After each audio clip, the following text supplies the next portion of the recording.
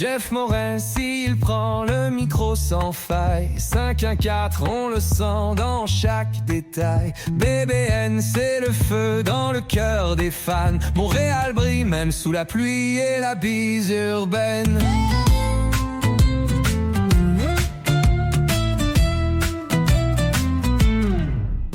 Les gars sur le terrain mouillent le maillot fier. Le CF Montréal respire l'air du tonnerre. Du stade Saputo, ruelle enchantée. Ce sont nos rêves qui courent sur ce plancher. BBN, le podcast qui fait battre nos villes. Les histoires du soccer qui brillent et scintillent. Montréal sur la map avec un cri, un frisson. Les couleurs bougent, c'est une révolution.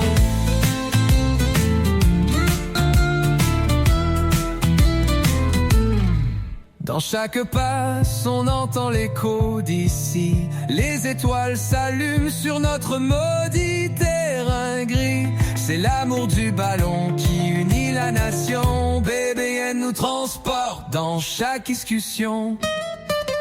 Il tape, il court, il respire Montréal. L'énergie du MLS soufflée en rafale. Les fans chantent fort, le stade en folie. C'est nous tous ensemble dans cette symphonie.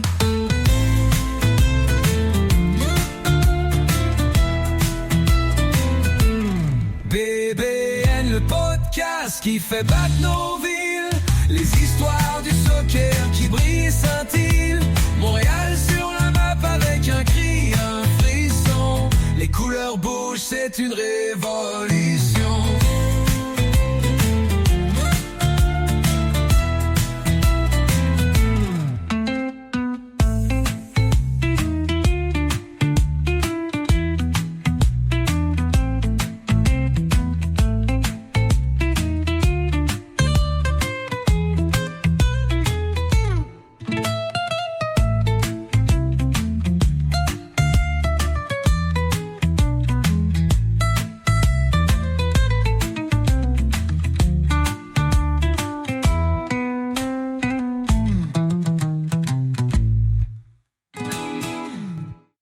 Je commence à être en amour avec la toune, gang. Je commence à être en amour avec la toune. Ah! Bienvenue dans votre avant-match BBN Soccer. Jeff Morancy avec vous dans ce rendez-vous d'avant-match du CF Montréal qui affronte du côté de l'Illinois, Chicago. Demain, le Fire pour un 6e départ dans cette saison 2025 avant d'affronter le Crew de Columbus. Et d'enfin retour au bercail après pour s'élancer à partir de notre stade Saputo. En toile de fond de cet affrontement, nouvel entraîneur-chef pour le bleu-blanc-noir, l'air Marco Donadel, qui débute, lui qui va essayer de transformer l'équipe après un départ insatisfaisant qui aura coûté le poste. On ne se fera pas de cachette à Laurent Courtois. Est-ce que le CF Montréal va réussir à avoir le déçu? C'est la grande question sur le Fire de Chicago. CF Montréal qui est 0-4-1 en ce début de saison, qui a inscrit 2 buts, obtenu 4 passes, qui a tenté 47 lancés, mais qui en a cadré 12. On affronte donc le Fire de Chicago, qui a inscrit 12 buts, qui présente une fiche de 3-1-1, qui a 10 mention d'assistance et 57 tirs dirigés vers les cages ennemies pour 26 cadrés. C'est le double de la production en termes de tirs cadrés pour Chicago versus Montréal. Le CF Montréal est 13, 9 et 7 avec 42 buts pour et 39 buts contre face à Chicago. Par contre, en Illinois, ça va moins bien. 3, 7 et 3, 16 buts pour et 24 buts contre. Ce sera donc le premier départ de l'entraîneur-chef Marco Donadel. Il y a 3 entraîneurs seulement. 3, c'est pas beaucoup. Il y en a seulement 3 qui ont réussi à obtenir une victoire à leur premier départ à la tête du CF Montréal. Et vous le savez, il y en a passé des entraîneurs-chefs. Marco Chalibom en 2013 avait obtenu la victoire. Thierry Henry en 2020. Wilfred Nancy en 2021. Salut Sam, bienvenue à toi. Merci d'être là avec nous autres pour cet avant-match BBN Soccer. Pour le CF Montréal, Jonathan Sirois au sommet. Au sommet, ça paraît pas toujours de ça, mais au sommet de la MLS avec 26 arrêts cette saison. Donc, c'est le gardien qui a effectué le plus d'arrêts en MLS. Bryce Dew qui est à une passe, gang, d'obtenir 20 passes décisives. Et Chicago est invaincu suite à la défaite face au Crew de Columbus. Ils n'ont pas arrêté de gagner. Si on regarde les statistiques des 2 formations en 2025, Hugo Cyper, 5 buts pour le Fire de Chicago. Owusu et Saliba en possèdent chacun 1 pour le CF Montréal. Sébastien qui est là avec nous autres, qui dit salut Jeff, salut Sébastien.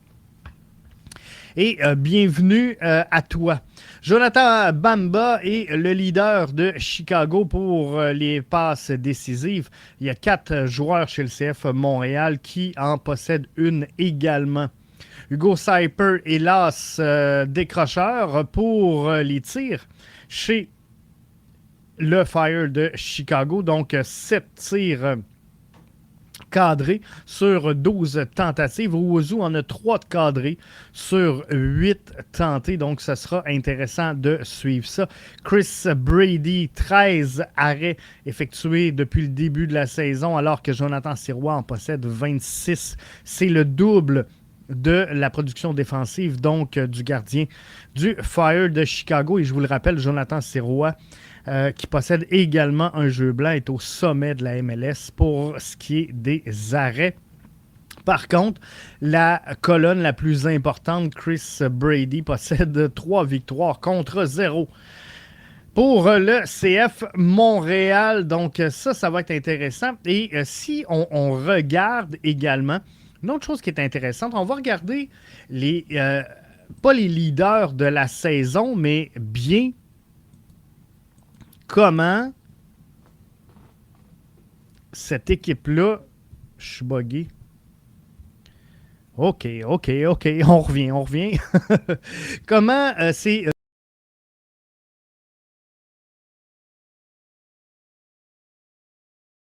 depuis le début de la saison, 2 buts. Insanta, c'est la meilleure performance dans un match. 3, c'est le plus de buts inscrits par Chicago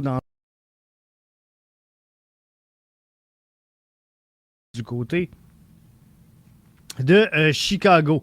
Si on prend les tirs, la fois où le CF Montréal en a fait le plus, c'est face à DC et face à Atlanta. 12 tirs en direction du filet ennemi, 13 par le Chicago Fire. Donc, on se ressemble à ce niveau-là. On en a cadré 5 face à Atlanta. Chicago en a cadré 7 face à Dallas. Donc, c'est des statistiques qui demeurent intéressantes. Ce qu'il faudra surveiller dans cette rencontre-là, il y a quelques éléments du côté du Fire de Chicago. Philippe Zinkernagel, qui a réussi 5 prises de possession dans le dernier match, a égalité pour le plus grand nombre de joueurs en MLS lors de la 6e journée. Donc, la plus grande reprise de possession. Et c'est le seul parmi les joueurs en lice qui a réussi à s'inscrire dans cette rencontre-là. Il faudra également surveiller Jonathan Bamba, qui était à égalité au 10e rang de la Ligue avec 11 passes clés en 2005. Une passe clé, c'est une passe qui mène directement à un tir cadré. Donc ça va être à surveiller. Qu'est-ce qu'on pourrait voir comme jeu du côté du Fire de Chicago? On devrait voir un 4-3-3 normalement. Donc, devant le filet, on devrait voir un Brady. On devrait voir Borasso, Rogers, Elliott et Cutman normalement devant le gardien de but Brady. Pineda, Origel et William devraient compléter le milieu. Bamba sur la gauche, Zickernagel sur la droite et Hugo Syper devrait être l'as détenteur pour le Fire de Chicago. Donc, ça risque d'être un gros match. Ça risque d'être compliqué, mais c'est le premier match pour Marco Donadel à la barre du CF Montréal. Donc ça va être intéressant de suivre la transformation de cette formation-là. Comment on va transformer cette équipe-là avec, on ne se le cachera pas, l'alignement qu'on connaît déjà. Donc, ça va être intéressant de suivre ça. Je veux t'entendre là-dessus avant que ton podcast finisse. Joey Saputo dit qu'il perd 20 millions par année avec le CF Montréal. On va revenir tout juste avant la fin. Sébastien, je te le promets. Marco Donadel. Donc, est-ce qu'il pourra relancer le CF Montréal? Vous le savez, et je m'en suis jamais caché, je m'en suis jamais démenti.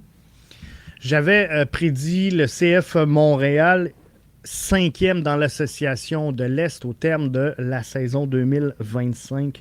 On est encore loin de ce résultat-là et on est encore loin de la fin de la saison. Maintenant, si je remonte au dernier match, je regarde les notes que j'avais prises pendant le match. Caden Clark est partout et nulle part en même temps. Sunusi travaille bien, donc une incompréhension sur sa sous-utilisation. La deuxième demi a été pire que la première face à Nashville la semaine dernière. Et vous savez quoi? Le CF Montréal a fait son pain et son beurre. Le CF Montréal a fait son pain et son beurre avec la résilience de cette formation-là. Le CF Montréal est un club qui n'abandonne jamais. Le CF Montréal est un club qui est combatif. L'organisation du Bleu, Blanc, Noir a beau mettre sur le terrain ce que plusieurs pourraient qualifier comme étant des tire-poids.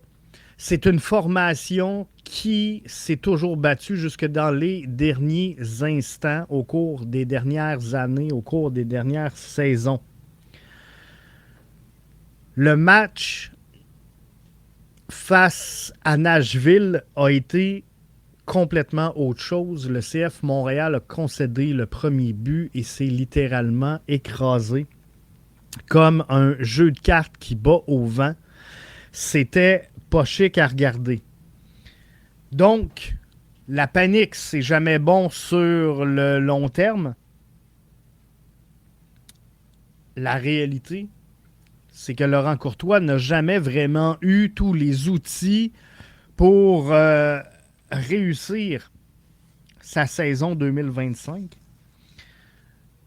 On dira ce qu'on veut. Laurent Courtois n'avait pas de DP.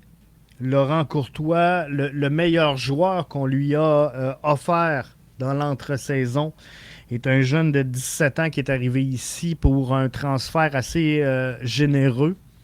Le plus gros que le CF Montréal n'a jamais fait dans son histoire.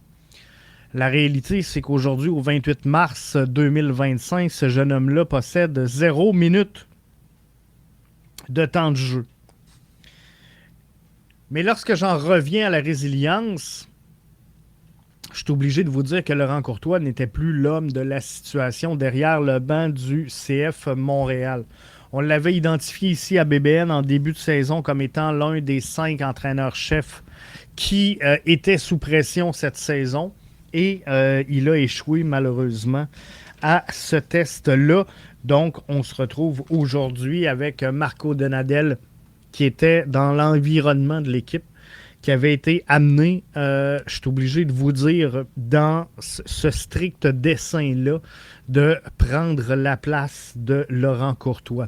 Gabriel Gervais aura beau nous dire publiquement qu'on a essayé de l'encadrer, Laurent Courtois, qu'on a essayé de lui donner les bonnes armes. Ces déclarations confirment que le CF Montréal avait déjà dans la mire de remplacer Laurent Courtois par Marco Donadel. Et pourquoi je vous dis ça? Parce que la déclaration de Gabriel Gervais, elle est claire. Depuis un mois, on pense à cette décision-là du côté du CF Montréal. Si on recule d'un mois, il y a un match de fait, c'est contre DC United. Et le pouls global de l'environnement du CF Montréal, il est positif parce que c'est la seule bonne prestation que le CF Montréal a présentée depuis le début de la saison. Donc, on aura beau nous dire publiquement non, on n'avait pas de plan de remplacer Laurent Courtois et non, on n'a pas amené Marco Donadel dans le but de nuire à Laurent Courtois, je suis obligé de vous dire tout le contraire aujourd'hui et qu'on a la démonstration aujourd'hui que c'était le plan. Maintenant, qu'est-ce qu'on va être prêt à concéder? Et c'est ça l'important. Là, on tourne la page sur Laurent Courtois. C'était-tu bon? C'était-tu pas bon? Fallait-tu pas? Il n'y a rien de tout ça qui est important à ce moment-ci, parce que là, il faut sauver la saison 2025. Et qu'est-ce qu'on va faire pour sauver la saison 2025? Parce que Marco Donadel, aujourd'hui, n'a pas une meilleure formation sur papier que Laurent Courtois face au match pour le match face à Nashville. Vrioni, Neal, Sinchuk, Saliba, Herbert et Vilsain ne seront pas disponibles pour le match de demain face au Fire de Chicago. On risque de voir apparaître une défense à 4. Tout semble démontrer que le CF Montréal évoluera dans un 4-2-3-1. Je ne vous ai pas fait de 11 projetés parce qu'on va attendre de voir exactement ce à quoi Marco Donadel va s'atteler. Puis là, on a 2 jours en plus de... C'est complètement ridicule, mais on a 2 jours d'entraînement à huis clos. Et pourquoi je vous dis que c'est complètement ridicule? Tout simplement parce qu'il n'y a personne. Parce qu'il n'y a personne qui regarde jouer le CF Montréal. Donc, je ne sais pas pourquoi on s'entête à faire des entraînements à huis clos. Puis, je ne sais pas qu'est-ce qu'on veut protéger. Puis, je ne sais pas. Il y a des équipes en meilleure posture que le CF Montréal qui ne cachent même pas ses intentions de jeu. Et on va se dire les vraies affaires, gang. La meilleure caméra qu'il y a sur place, c'est... Le téléphone. On va le dire comme ça, c'est le téléphone de Max Truman qui nous livre les infos sur les événements. Donc, je ne suis pas sûr que le Fire de Chicago aurait déplacé des gens pour venir scruter ce qui se passe du côté de soit de Marie-Victorin ou soit du Centre Nutrilait. C'est un peu ridicule. Mais c'est la façon de faire à ce moment-ci du CF Montréal et on doit le prendre. Donc, il y a très peu de choses qui ont sorti sur les entraînements, outre qu'on a testé la défense à 4. Donc, vous pouvez tenir en compte que le CF Montréal se dirige vers un 4-2-3-1 ou du moins une défense à 4. On veut améliorer quoi du côté de Marco Donadel? La balle au pied. On veut s'améliorer techniquement, oui, mais également mentalement. On veut, si je résume les propos d'aujourd'hui de Marco, On veut plus de verticalité. On veut plus d'actions dangereuses, on va le dire comme ça. Et le 4-2-3-1 devrait permettre là, de mettre quelqu'un de plus dans cette transition-là, ce qui pourrait favoriser l'intention de Marco de produire du succès. Maintenant, pourquoi, et c'est la question qu'il faut se poser, pourquoi Marco Donadel va utiliser ou va avoir la latitude d'utiliser la défense à 4. Et je vous dis pourquoi. Parce que le CF Montréal, au cours des dernières années, avant l'arrivée de Thierry Henry, a décidé de se doter d'une structure sportive, d'un style de jeu, d'une signature qui était le 3-5-2. Où, on peut parler de 3, 4, 1, 2, 3. Appelez-le comme vous voulez, là, mais on sait tout ce qu'on parle quand on parle de 3-5-2 chez le CF Montréal. Donc, on s'est doté de ça et on a très peu fléchi.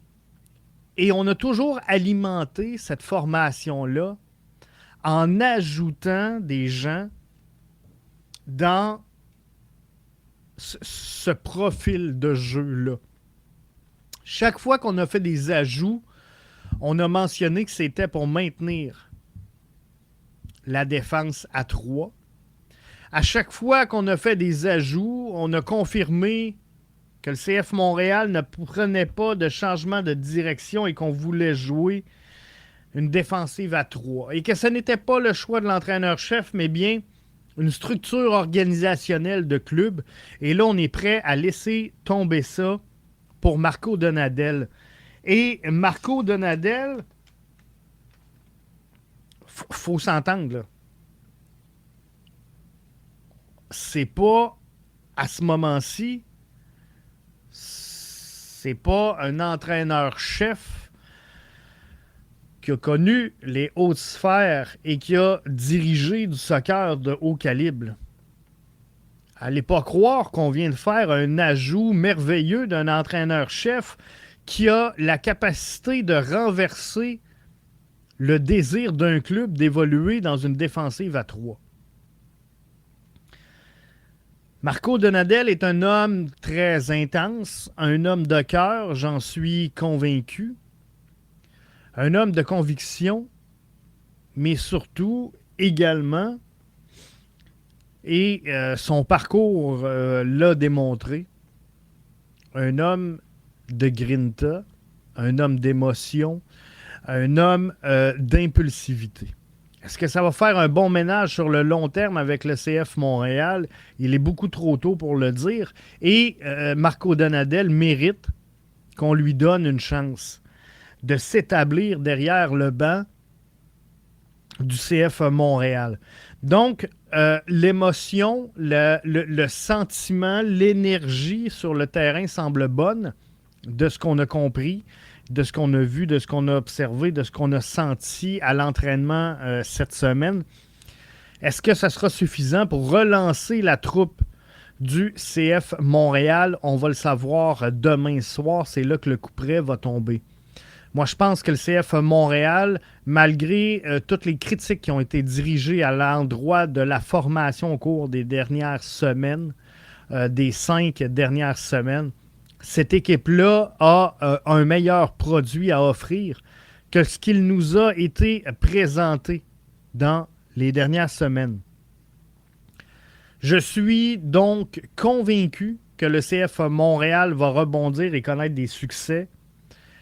Et je suis convaincu d'une chose également, c'est que Joey Saputo ne laissera pas ses gars avoir l'air innocent avec une saison catastrophique à la barre de la direction de cette formation-là. Visiblement, le chemin pris depuis le début de la saison est erratique du côté du CF Montréal. Visiblement, cette organisation-là a besoin d'un coup de barre. Et Marco est peut-être, à court terme, la solution. Mais le problème est beaucoup plus profond que l'entraîneur-chef. Et ça, c'est pas difficile à observer. Donc, il faudra des choix intelligents au cours des prochaines semaines. Et Marco Donadel devra tout donner pour essayer de relancer cette formation-là. Et je crois qu'il va y arriver. Je crois qu'il va y arriver, mais sur le long terme, il faudra trouver une solution. Mais à court terme, on devrait relancer cette formation-là.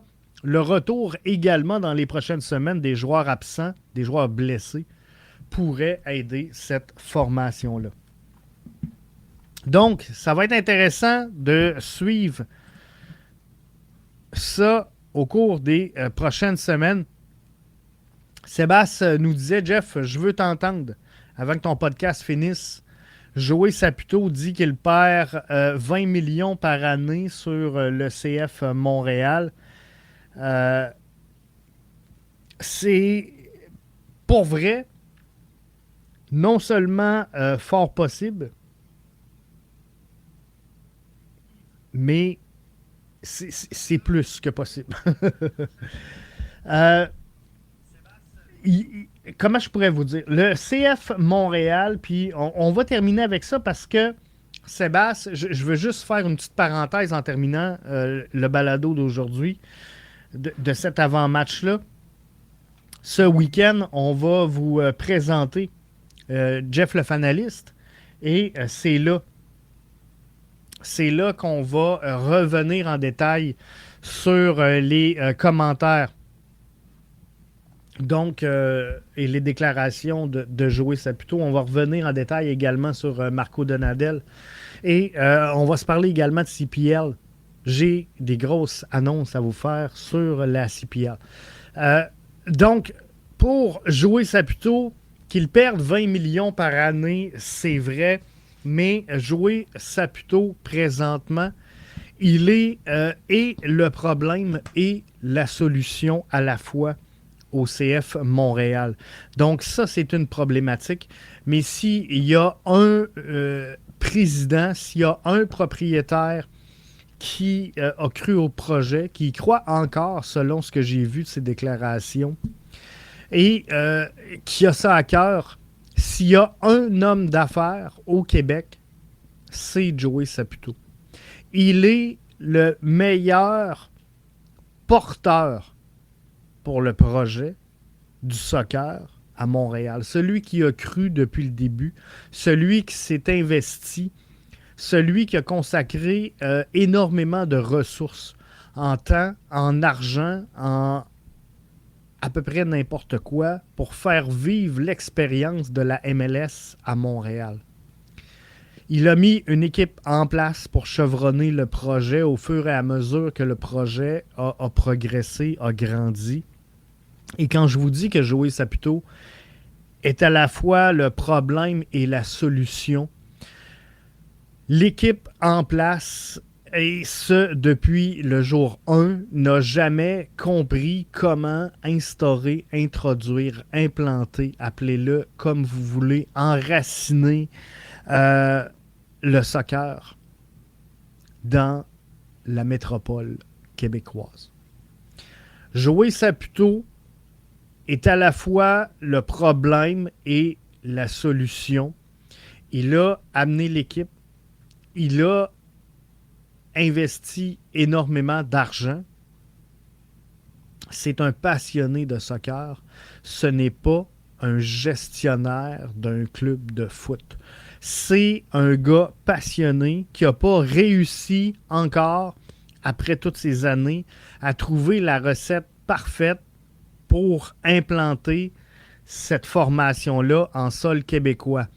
Qu'on parle de Portland, qu'on parle de Columbus, qu'on parle de Houston, il y a des marchés qui sont relativement comparables. Et on va s'arrêter là-dessus ce week-end dans la prochaine édition du Fanaliste. Mais il y a plusieurs marchés à travers la MLS qui sont comparables au marché de Montréal et qui réussissent. Et qui réussissent au niveau de la MLS. Donc, ce n'est pas normal que le CF Montréal ne soit pas en mesure de s'implanter à Montréal et de grandir. Joey Saputo est à la fois le problème et la solution. Il faut dénouer cette impasse-là pour que Montréal devienne un marché de soccer vivant, viable, intéressant pour tous les partis, que ce soit le CF Montréal, que ce soit les fans, que ce soit la MLS. N'allez pas croire que de ramener le nom de l'Impact sera suffisant pour implanter cette concession-là. Le problème, c'est pas le nom. Le problème, c'est pas le T-shirt. Le problème, c'est pas la couleur du maillot. Le problème, c'est d'implanter cette formation-là dans le cœur des Québécois, des Québécoises hors Montréal. Et d'implanter le CF Montréal comme étant un produit de divertissement sportif de premier plan dans la métropole. Le CF Montréal est mal brandé. Le CF Montréal est mal vendu. Et parfois, on a peur de se lancer dans l'aventure. Avec raison, lorsqu'on regarde les réalisations passées et les résultats obtenus. Mais la réalité, c'est qu'à un moment donné, il faut que tu donnes un grand coup. Et quand je dis un grand coup, le CF Montréal a besoin d'un investissement qui va frôler le milliard de dollars s'il veut demeurer à Montréal en santé et compétitif au cours des prochaines années. On va se parler de tout ça dimanche dans le Fanaliste. Donc, manquez pas ça, dimanche le Fanaliste, on va se parler de ça. On va revenir sur le match, bien sûr. On va se parler CPL. J'ai quelques informations très intéressantes à vous offrir. Alors, CF Montréal face à Chicago demain. CF Montréal est à la recherche de sa première victoire cette saison. On espère qu'elle va la prendre, cette victoire-là, du côté de l'Illinois, avant d'aller affronter Wilfrid Nancy et le Crew de Columbus. Mais il y a encore espoir de prendre des points et de réussir à obtenir des résultats positifs d'ici la fin de la saison. Là-dessus, bon week-end. Je vous souhaite un excellent match.